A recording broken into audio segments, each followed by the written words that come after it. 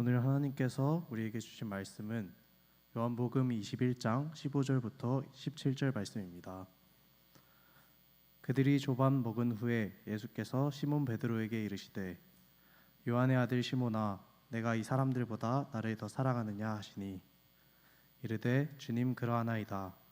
내가 주님을 사랑하는 줄 주님께서 아시나이다. 이르시되 내 어린 양을 먹이라 하시고 또 두 번째 이르시되 요한의 아들 시몬아 네가 나를 사랑하느냐 하시니 이르되 주님 그러하나이다. 내가 주님을 사랑하는 줄 주님께서 아시나이다. 이르시되 네 양을 치라 하시고 세 번째 이르시되 요한의 아들 시몬아 네가 나를 사랑하느냐 하시니 주께서 세 번째 내가 나를 사랑하느냐 하시므로 베드로가 근심하여 이르되 주님 모든 것을 아시오매 내가 주님을 사랑하는 줄을 주님께서 아시나이다. 예수께서 이르시되 내 양을 먹이라. 이는 살아계신 하나님의 말씀입니다. 우리 선포된 하나님의 말씀 요한복음 21장 15절 이하의 말씀으로 네가 나를 사랑하느냐라는 제목으로 하나님의 말씀을 나누겠습니다. 여러분 신앙생활 하면서 좀 고민이 될 때가 있고 어떨 때는 자괴감에 빠질 때가 있고 스스로 자책할 때가 있습니다. 야, 나는 왜 이렇게 넘어져 자빠지고 있지? 이러다가 끝나는 거 아닌가? 하나님이 살아계시기는 하나 나를 사랑하시기는 하는가? 신앙인으로서 하지 말아야 될 말이지만 그런 생각들이 들 때가 있습니다. 제가 고3 때 만든 노래가 하나 있는데요, 고백이라는 제목의 제 개인 신앙의 고백을 담은 제 나름의 찬양입니다. 2005년도 대한민국 복음성가 대상제에서 제가 동상 수상했던 곡인데 가사가 이렇습니다. 들어보십시오. 주님을 사랑한다 고백하는 수없이 많은 사람들이 있지만 진정으로 사랑하는 사람들이 얼마나 있을까? 주님을 위해 살고 주님을 위해 죽고 주님의 길만을 따르겠다고 고백하지만 세상과 주님을 겸해 섬기는 미련한 날 위해 하늘 영광 다 버리시고 낮고 천한 이 땅에 오시사 또 십자가에 죽으시기까지 그 사랑 보여주셨네. 하지만 나는 어찌 된 사람이기에 주님의 그 사랑 왜 사랑 만드는지 주님 날 용서하세요. 난 주님께 빚진 자라고 하는 찬양입니다. 여러분 제가 이제 50줄 접어들었으니까 돌이켜 생각해 보면 고3 학생이 죄를 지으면 얼마나 지었겠어요. 근데 수련회 갔다 왔는데 막 찔림이 오고 불안함이 있고 미안함이 있고 그런 고뇌가 제 나름대로 있었기 때문에 이런 노래를 그 나이 때 쓴 겁니다. 그렇다면 인생은 누구라도 다 이런 고민 하지 않을까요? 죄인된 인생으로 살아가는데 늘 넘어지고 늘 자빠지고 늘 실패합니다. 세월이 가면 갈수록 세상 때가 더 묻으니까 늘 영적인 전쟁 앞에 우리는 마주하게 됩니다. 신앙으로도 실패하고 관계도 내 뜻대로 잘 안 되고 자기와의 싸움에서도 왕왕 넘어지는 경우를 우리는 경험하게 되지요. 오늘 성경에 기록되어 있는 이야기가 그런 사람 이야기입니다. 아주 크게 실패를 경험한 사람, 자기가 뱉은 말에 책임도 지지 못하고 스스로의 신념을 지키지 못해서 낙심했던 사람, 바로 오늘 이야기의 주인공인 베드로의 이야기죠. 여러분 먼저 오늘 이 본문을 제대로 이해하기 위해서 성경을 좀 앞에 맥락을 좀 이해하실 필요가 있습니다. 요한복음 21장은 예수님의 부활 이후의 이야기입니다. 여러분 굉장히 중요한 이야기예요. 부활이라고 하는 게 기독교 신앙에서 얼마나 중요합니까? 사람들이 베드로가 넘어졌다, 베드로가 실망했다 그러면 이거 예수님 십자가 앞에서 그가 배신했지, 예수님 십자가의 사건과 결부를 시키는데 지금 오늘 본문의 이야기는요, 예수님이 이미 살아나신 이후의 이야기입니다. 예수님이 말씀하셨던 것처럼 내가 부활할 거다, 그 약속 그대로 예수님이 살아나셨어요. 부활하셨습니다. 그런데 베드로를 비롯해서 많은 제자들은 여전히 회복되지 못했고 특별히 그 중에 수제자라고 호언장담했던 베드로는 지금 뭐 하고 있느냐 하면 고향으로 돌아가서 고기 잡고 처박혀 있었습니다. 오늘 본문 바로 앞절인 14절 말씀에 보면 살아나신 후에 세 번째로 제자들에게 나타나신 것이다 라고 하는 이야기를 기록하고 있습니다. 오늘 이 이야기의 배경이 갈릴리입니다. 근데 왜 하필 갈릴리일까? 그냥 쉽게 상식적으로 생각해 보면 야, 베드로 고향이니까, 베드로가 제일 익숙한 땅, 옛날에 살던 곳, 제일 잘하는 곳, 그러니까 갈릴리겠지라고 생각할 수 있겠지만 뒤집어서 이야기하면요, 베드로가 예수님을 처음 만났던 장소, 그곳이 바로 갈릴리 아닙니까? 처음 주님을 만났을 때 베드로가 그때 어땠어요? 얼마나 감격스러운지 몰라요. 꿈에도 생각조차 하지 못했던 일생일대의 최고의 순간을 맞이한 게 베드로가 예수님 만났던 순간입니다. 어느 날 갑자기 한 사람이 나타나더니 나를 따르라. 왠지 그 카리스마에 눌려가지고 성경에 보면요, 베드로가 토를 달지 않습니다. 배와 그물을 즉시 버려두고 예수를 따랐다 그랬습니다. 그러니까 예수님의 그 놀라운 권능에 휘둘려가지고 제자로 부름을 받았던 자리가 갈릴리인데, 지금 베드로는 그 불타는 사명이 온데간데 없이 사라졌습니다. 주님과 동행하던 자리에서 벗어나서 거꾸로 자기 고향으로 돌아와 있는 것입니다. 즉시 버려두었던 배와 그물을 다시 챙겨가지고 옛날에 하던 배를 그대로 다시 타고 있었습니다. 이 말은 뒤집어서 이야기하면 단순히 옛날 하던 직업으로 직업 복귀를 선언한 것이 아니라 신앙이 나락으로 떨어져 있다는 거예요. 무너져 버렸고 상처받아 버렸고 완전히 영혼의 후퇴를 거듭해서 마지노선까지 밀려가 있었습니다. 실제로 사람들이 실패를 경험하고 나면 하나님께서 원하는 자리에서 이탈하죠. 그러니까 원래 있어야 될 자리를 벗어납니다. 그리고 제일 자기가 잘하는 자리에 가 있어요. 그러니까 신앙은 무겁잖아요. 사명은 무겁잖아요. 그러니까 거기에서 벗어나가지고 그냥 편한 자리로 가 있는 겁니다. 혹은 아무도 찾지 않는 곳. 나는 자연인이다. 제가 자주 말씀을 드립니다만, 여러분 그게 낭만적이 보이세요? 나는 자연이라는 프로그램의 법칙이 있습니다. 처음에는 굉장히 낭만 있게 시작하는 것 같지만 꼭 저녁에 해지고 나면 내가 이런저런 어려움이 있어가지고 이런 고통이 있어가지고 어쩔 수 없이 여기 처박혀서 외롭습니다. 그립습니다. 후회됩니다. 그런 이야기로 항상 나는 자연이라고 마무리되지잖아요. 그러니까 실패한 인생은 늘 이렇게 나락으로 떨어지죠. 바로 이런 배경 속에서 오늘 예수님이 베드로를 찾아가셨습니다. 베드로가 예수님을 찾아온 게 아니라 예수님이 베드로를 찾아가셨고, 예수님이 베드로에게 이렇게 질문을 하십니다. 요한의 아들 시몬아, 네가 이 사람들보다 나를 더 사랑하느냐? 똑같은 질문을 3번이나 던지세요. 요한의 아들 시몬아, 네가 이 사람들보다 나를 더 사랑하냐? 근데 성경을 쭉 보시면 베드로가 회복된 것으로 우리가 쉽게 이해를 합니다만, 사실은 우리말 성경에서 찾아볼 수 없는 이 질문 안은요, 아주 중요한 의미가 숨겨져 있습니다. 실제로 예수님과의 대화 속에서 많은 갈등의 요소들이 등장하고 있다는 겁니다. 헬라어에서는 이 사랑이라고 하는 단어가 여러 각도로 표현이 되고 있죠. 이 남녀 간의 사랑을 이 에로스라고 하는 단어를 사용합니다. 부모 자식 간의 사랑은 또 스톨게라고 하는 단어를 쓰고 있고요. 친구들 간의 우정은 필레오라고 하는 단어를 씁니다. 그리고 예수님이 십자가 사랑을 대변하는 희생적이고 전적으로 자기를 내어주는 사랑을 아가페의 사랑이라고 이렇게 말을 하죠. 그런데 예수님께서 지금 질문하고 있는 15절과 16절에서 질문하고 계시는 첫 번째와 두 번째 질문에 해당되는 사랑이라고 하는 단어는 어떤 단어일까요? 아가페예요. 아가페. 베드로에게 이렇게 질문하고 있는 거예요. 너나 진심으로 희생적이고 전적인 사랑으로 나를 사랑하느냐?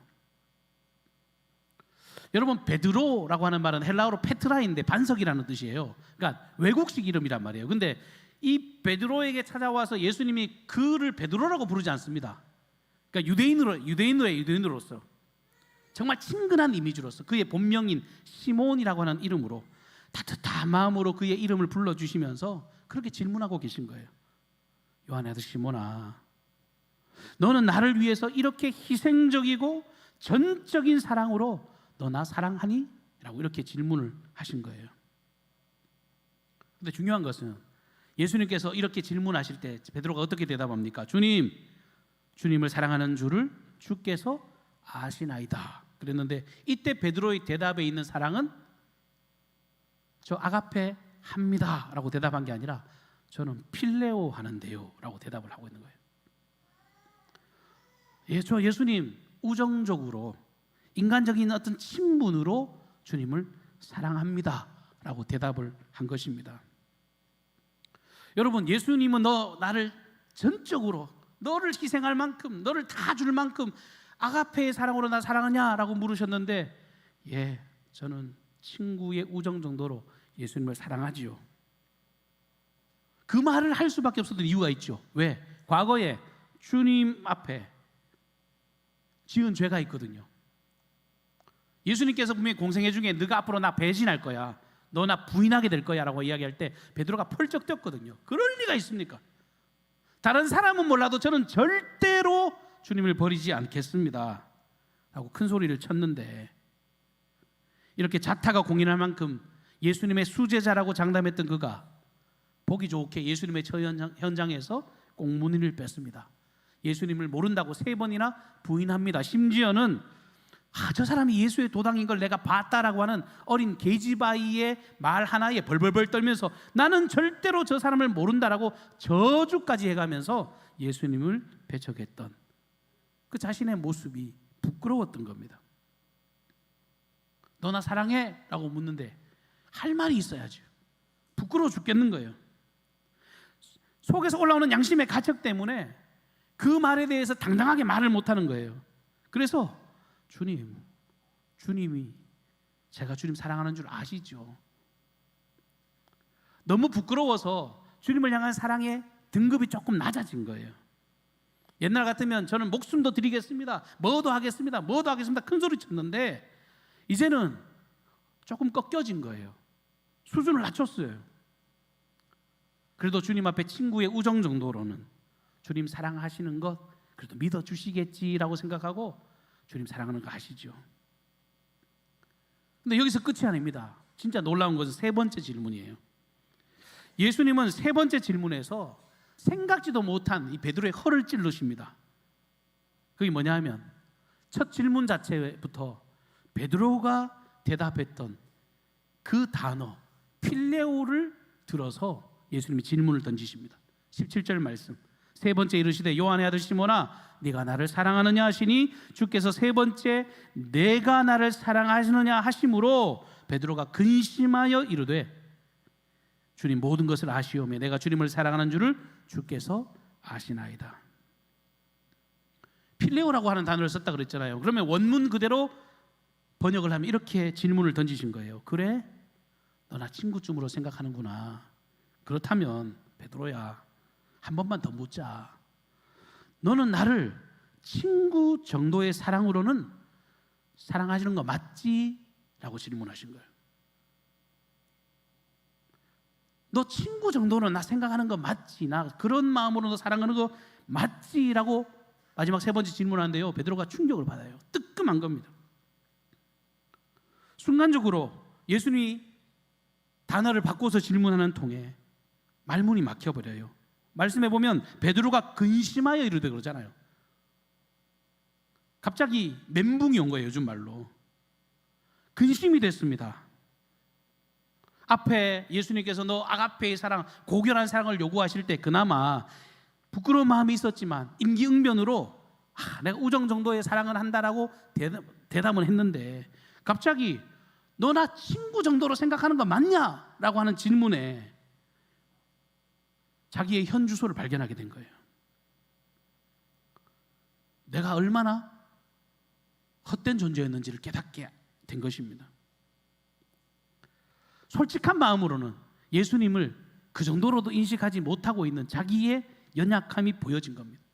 우정적으로도, 인간적인 사랑만큼도 내가 지킬 수 없지 않을까라고 하는 두려움에 사로잡히게 됩니다. 내가 혹시라도 주님의 저 기대에 또 부응하지 못하면 어떻게 될까? 내가 말을 잘못 뱉었다가 이 말에 또 책임지지 못하면 어떻게 될까? 비로소 베드로는 예수님의 이 거듭된 질문 속에서 처음으로 자기 의라는 게 사라지는 순간이죠. 친구만큼의 생각도 자기가 지킬 수 없는 존재다. 내 스스로도 내가 믿지 못할 존재다. 나는 정말 죄인이다 라고 하는 것을 발견한 시점이라고 하는 겁니다. 그래서 베드로는 호언장담하기보다 옛날에 큰 소리 쳤던 그 큰 소리침은 없어지고 오히려 자신의 모든 것을 다 아시는 주님께 자기 마음에 대해서 오히려 주님께서 좀 증인이 되어 주실 것을 주님께 의탁을 합니다. 필레오의 사랑마저도 자신할 수 없었던 자신을 바라보면서 주여 모든 것을 아시오매 내가 주를 사랑하는 줄 주께서 아시나이다 라고 수줍은 대답을 드리죠. 그 말을 참 안 떨어졌을 것 같아요. 근심하며 이르되 그랬으니까. 여러분, 이게 얼마나 중요한 시점인지 모릅니다. 이게 놀라운 변화의 출발점이 됐습니다. 진짜 사랑을 느끼고 그 사랑에 휘감기게 되었을 때 사람은 진정한 바닥을 경험한다는 거예요. 자기의 의를 툭 하고 다 내려놓게 됩니다. 주님께서 찾아와 주셔서 베풀어 주신 그 무조건적인 전적인 그 사랑이 한 사람을 진정성 있는 삶의 모습으로 변화시키고 있는 모습입니다. 여러분, 이 이야기를 가만히 보시면요, 예수님께서 지금 어찌 보면 수준 미달인 사람을 만나고 계신 현장이잖아요. 근데 그 사람을 주님이 기대하고 원하는 그 방향으로 끌고 가시는 방식을 한번 보십시오. 철저하게 그 사람의 눈높이까지 내려가십니다. 내한테 맞추는 게 아니라 베드로의 밑바닥에 예수님이 내려가 계신 겁니다. 우리 같으면 솔직히 지금 뭐 결과가 다 났잖아요. 예수님이 하신 말씀이 다 옳았잖아요. 그러면 베드로에게 찾아가서 좀 쓴소리 할 만하잖아요. 야, 너 수제자라는 놈이 왜 나를 배신하냐? 너 왜 나를 부인했느냐? 그런 직설적인 질문을 막 쏟아내시면서 어떻게 나를 배신할 수 있느냐라고 막 몰아붙여가지고 나중에 입이 10개라도 할 말이 없도록 외통수를 딱 걸 수 있는 그런 상황인데 주님은 그렇게 따져 묻지 않으셨습니다. 그렇게 그를 몰아치지 않으셨습니다. 왜 그랬을까요? 예수님은 이미도 베드로의 흔들리는 마음을 다 보고 계셨기 때문입니다. 그 속에서 베드로가 얼마나 많은 질문과 대답을 가지고 고통스럽게 살아가고 있는지, 비록 고향 땅에 있지만 그가 맨날 불안하게 초조하게 걸어가고 있는 삶을 그를 바라보고 계셨기 때문에 그렇습니다. 여러분, 주변에 사람들 중에 넘어지고 쓰러진 사람들 가만히 보시면요, 답을 몰라서 그런 것 같죠? 천만의 말씀 다 알아요. 뭐가 문제인지요 굳이 설명하지 않아도요 다 압니다. 무엇 때문에 이렇게 됐고 어떤 문제가 있고 어떤 게 해결점인지도 다 알아요. 그런데 못 나와요. 스스로를 옥죄고 스스로를 정죄하고, 그리고 나중에 그것을 어떻게든 정당화시켜서 증명해 보이려고 노력하죠. 그런데 예수님 만나니까 달라지는 거예요. 주님은 있는 모습 그대로를 그대로 인정해 주시거든요. 받아주시거든요. 용납하신 사랑의 은총을 베풀어 주신 겁니다. 여러분, 한 번쯤 그 영상이나 이야기 들어보셨을 것 같은데 1995년도 미국 이 매사추세츠주에서 이 병원에서 실제로 있었던 아주 유명한 이야기 하나가 있습니다. 쌍둥이가 태어났잖아요. 이 아이의 이름이 카이리와 브리엘이라고 하는 아이들인데, 동생은 건강하게 태어났습니다. 브리엘이 참 건강했는데, 이 카이리는 태어나자마자 심장도 약하고 폐기능도 약해서 나오자마자 죽어요. 근데 이걸 어떡하나, 전부 다 고통 가운데 있는데, 병원에 이렇게 미숙아로 태어났으면 인큐베이터를 각각 따로 쓰게 돼 있잖아요. 근데 간호사가 너무 불쌍하기도 하고 너무 안타깝기도 하고 할 수 있는 방법이 없으니까 했던 게 한 인큐베이터에 아기를 둘 다 그 안에 집어 넣어놓은 거예요. 여러분, 그 사진은 지금도 돌아다니는 그 사진이 있어요. 근데 아이가 언니의 어깨에 손을 턱 하고 올리고 앉는가 싶더니 거짓말처럼 그 아이가 살아났잖아요. 심장 박동이 살아나고 체온이 정상이 되고 모든 것이 정상으로 회복이 됐습니다. 기적이라고 말을 하죠. 여러분, 오늘 우리 예수님이 베드로를 그렇게 안아주십니다. 있는 모습 그대로 그의 수치를 드러내고 치부를 드러내는 것이 아니라, 처음부터 찾아갈 때부터 베드로 이놈 봐라 이렇게 찾아가신 게 아니라, 베드로는 내 제자지, 다시 일어날 사람이지, 그를 꾸짖기에 찾아가신 것이 아니라 그를 격려하고 세우기 위한 목적으로 찾아가셨고요. 오늘 본문 앞에 내용을 보면 뭐가 이쁘다고, 그 밤새도록 고기 잡느라 수고한 그 제자들을 위해서 숯을 피워놓고 생선과 떡을 구워서 준비해 놓으셨습니다. 목적이 분명했어요. 한 가지 목적. 이들의 새로운 출발을 위해서 주님은 그들을 부끄럽게 하신 것이 아니라 하신 말씀 딱 한마디예요. 밥 먹자. 와서 조반을 먹어라. 이게 주님이 실패한 제자들에게 하신 말씀이셨습니다. 밥 먹자. 우리 예수님의 십자가의 사랑을 떠올릴 때요, 주님의 처음과 끝이 이루어졌습니다.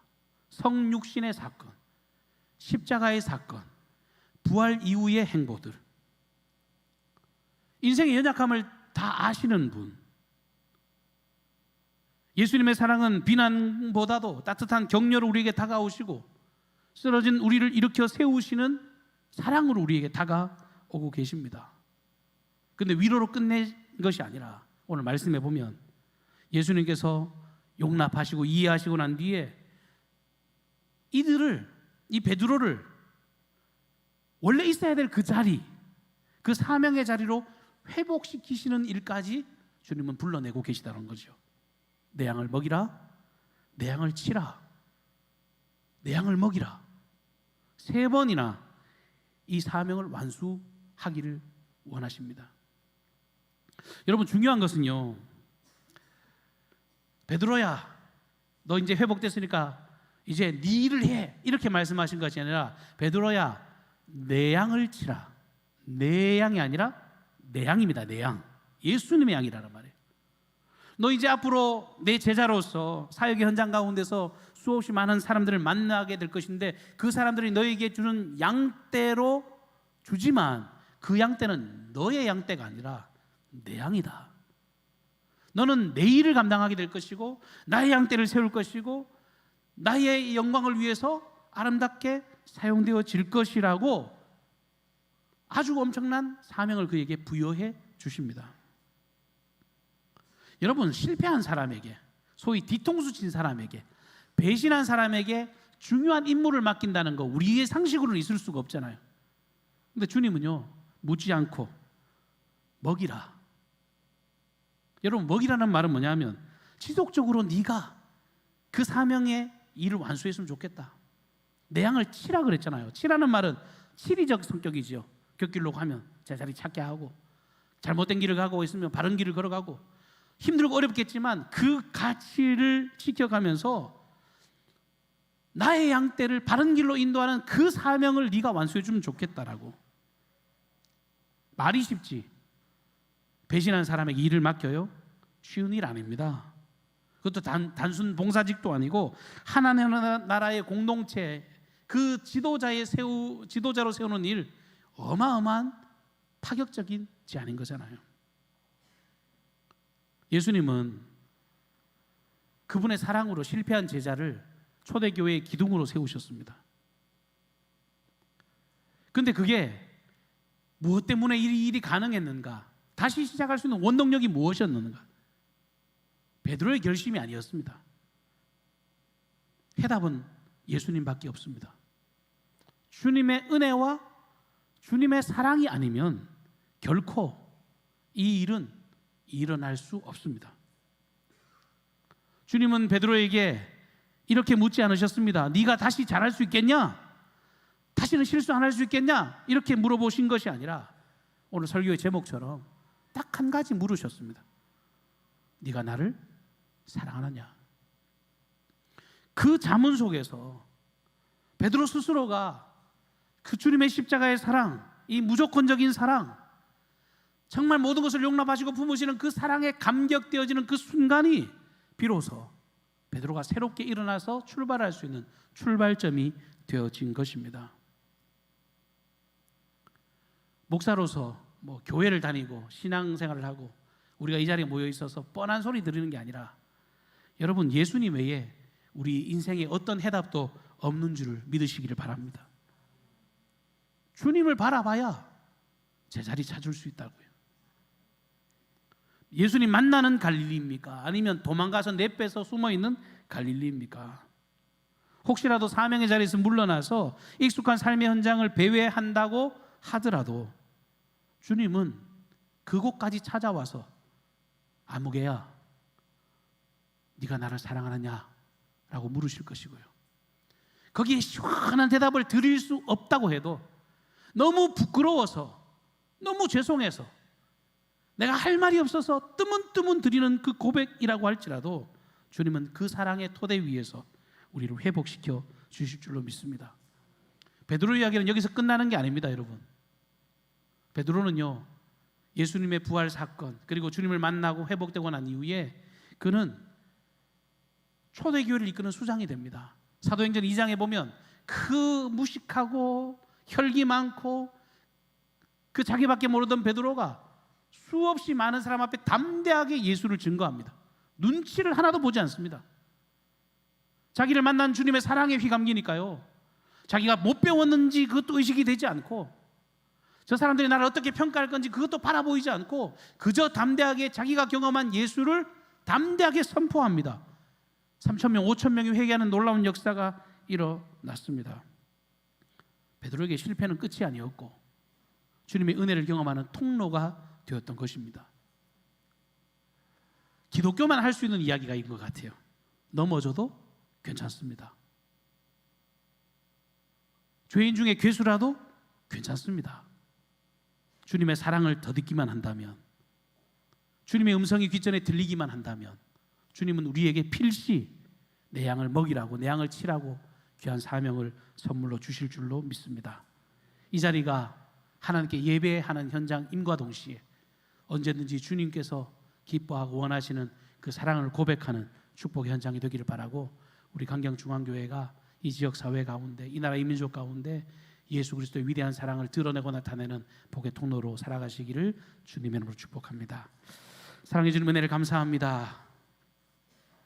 구정 지나고 우리가 한자리에 모여서 한 하나님을 우리 아버지라 고백하며 예배케 하시니 감사를 드립니다. 무너지고 쓰러진 인생들이 있습니다. 방향을 알지 못하고 스스로 부끄러워서 여전히 내 의가 살아있어서 주님과 멀어져 있는 우리의 어리석음도 오직 주님을 만날 때 그 모든 것들이 변하여 하나님의 놀라운 생명이 되는 줄로 믿고 감사를 드립니다. 바라고 원하옵기는 내 개인의 신앙이 천국 가는 그날까지 변치 않는 믿음을 가지게 하여 주시고, 오직 은혜, 오직 십자가의 사랑에 휘감겨서 세상이 감당치 못할 힘을 드러내는 믿음의 권속들이 되게 하여 주옵소서. 이 자리에 우리 사랑하는 권속들이 한 자리에 모였습니다. 종교인으로 전락하지 않게 도와주시고 주님께서 보여주신 그 십자가의 위대한 사랑이 우리의 삶의 유일한 표대요 방향인 것을 확증하고 이 지역 사회 가운데 우리의 가족들 가운데 이웃들 가운데 마음껏 증거하는 하나님의 거룩한 제자들로 승리 있게 하여 주옵소서. 모든 삶의 걸음을 주님께 의탁하옵고 예수님의 존귀하신 이름으로 기도하옵나이다. 아멘.